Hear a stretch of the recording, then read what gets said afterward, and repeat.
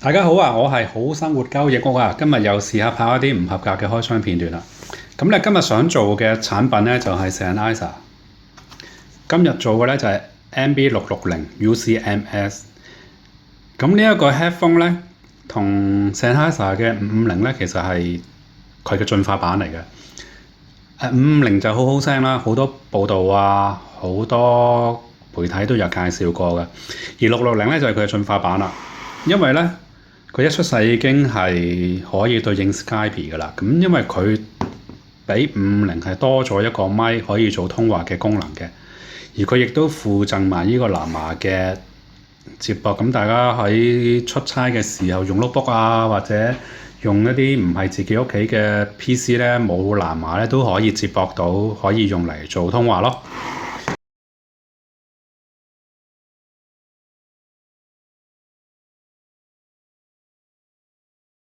好，咁我哋而家打開睇下先。好，開個檔先。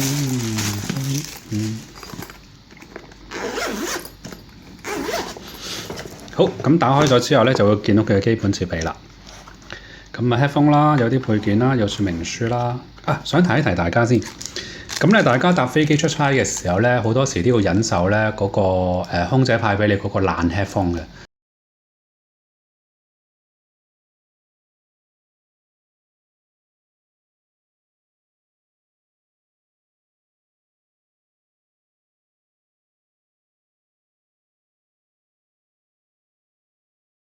又難戴啦，又硬啦，戴到耳仔痛啦，啲聲又衰啦。咁有陣時又唔隔到聲喎，後邊有小朋友嘈啊，或者隔離有人傾偈，你都好辛苦啊，基本上都聽唔係好到嘅。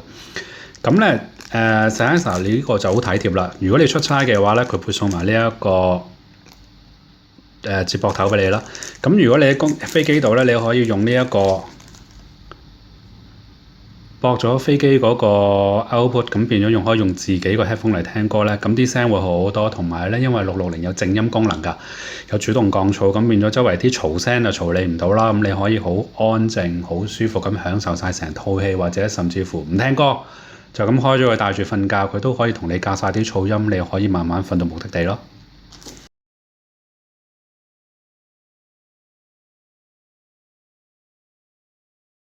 OK，我哋再睇睇，基本唔使睇啦。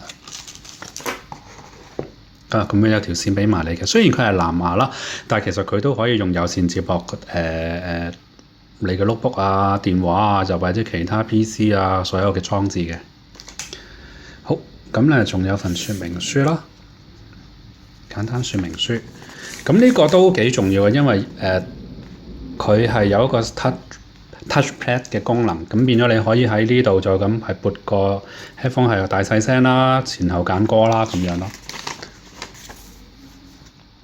同埋佢會教翻你點樣再接駁部 headphone 去你嘅電話或者去你嘅裝置嘅。咁呢個就係話俾你知你可以用呢一個駁翻去個飛機嘅 headphone 出口啦。咁變咗你就唔使捱嗰啲爛 headphone 啦。好，咁我哋試一試先。咁嘅操作方法好簡單嘅啫。嗱，攞起咗之後咧，你會見到 MB660啦。而你見唔到開關掣喎，因為 MB660嘅開關咧就係咁樣嘅。你如果擰開個 headphone 咧，佢就開㗎啦。聽住咯喎 ，Power on，OK，開咗啦。OK，咁呢個就係 touchpad 啦。咁你可以控制翻你啲歌啊，去邊度聽嘅。咁我哋而家試下播一播我個電話有啲歌先啦。咁而家我有隻歌，我而家想播啦。咁我已經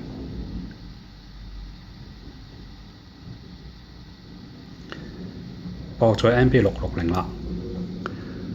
而家試下 play 啊！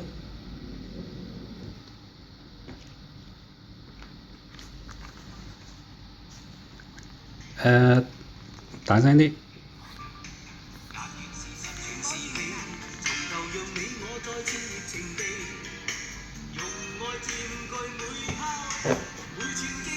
細聲啲。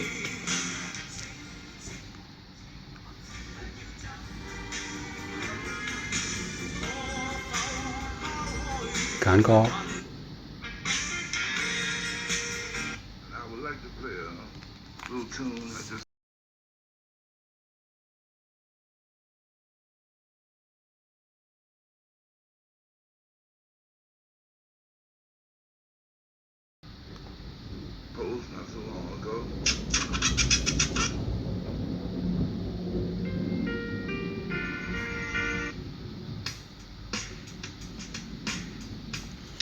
咁個操作都非常之簡單嘅啫。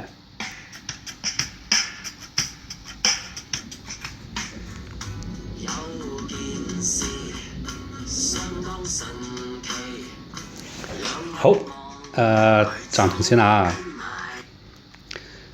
當我哋而家去推介660嘅時候，好主要佢就係可以有一個通話嘅功能嘅。咁通話嘅時候咧，先要駁咗藍牙裝置啦。咁大家會見到咧，呢度有一個好暗嘅掣咧 ，Stop， 就係一個藍牙通話掣啦。咁你如果開咗咧，而家係1咧，唔知睇唔睇到1，佢先至會係開始去 pair 嘅。好，咁我哋而家試下咧，用佢跟機嗰個配件就係嗰粒藍牙嘅接駁啦。咁我哋而家播落個 notebook 度啦。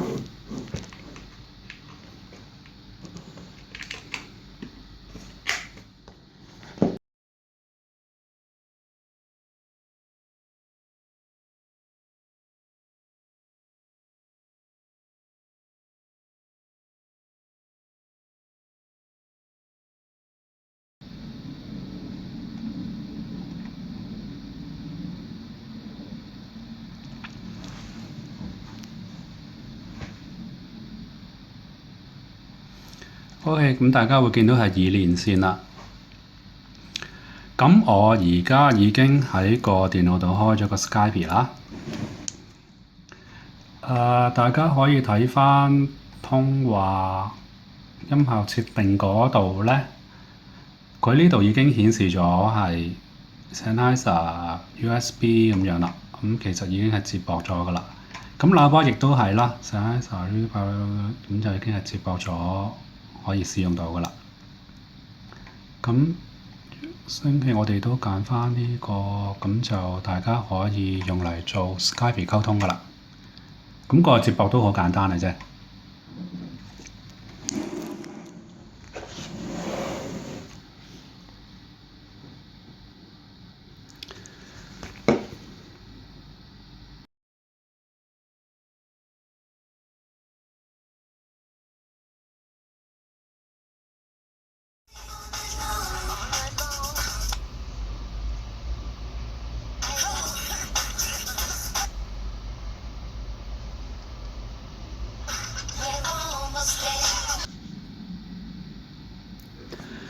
再介紹多一下，呢度咧有一個主動降噪嘅選擇嘅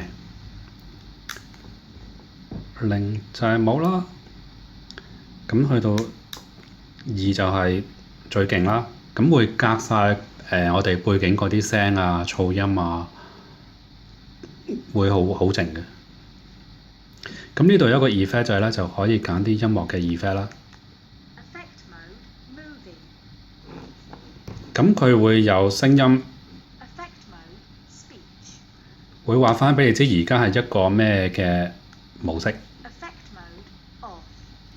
咁非常之簡單啦，但係都幾實用嘅。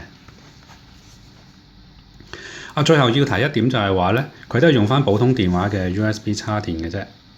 咁插滿嘅話咧，就係可以用到30個鐘嘅。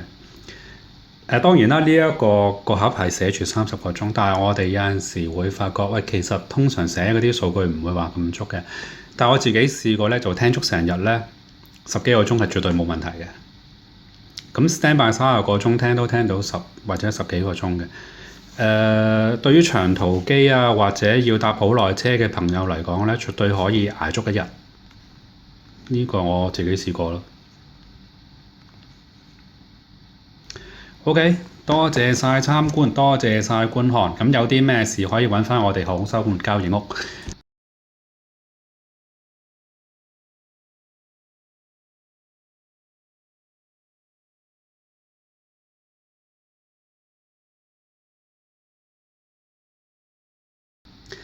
如果大家對呢個產品有興趣啊，或者想問下其他嘅問題咧，你都可以打俾我哋公司嘅。